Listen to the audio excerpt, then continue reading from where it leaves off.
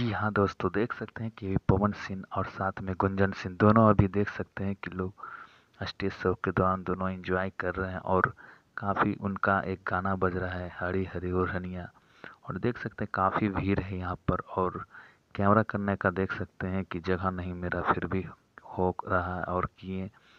Blog के माध्यम से देख सकते हैं कि ये न्यूज़ के माध्यम से। और ये देख सकते हैं काफ़ी एंजॉय करते हुए दोनों एक दूसरे के सामने बैठकर और देख सकते हैं कि काफ़ी देख सकते हैं पैसा उड़ा रहे हैं। पवन सिंह काफ़ी खुश हैं और दोनों देख सकते हैं कि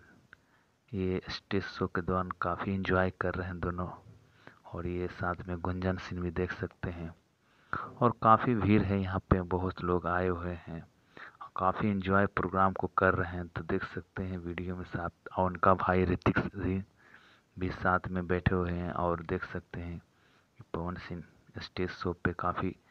लोग देख सकते हैं एंजॉय कर रहे हैं और काफ़ी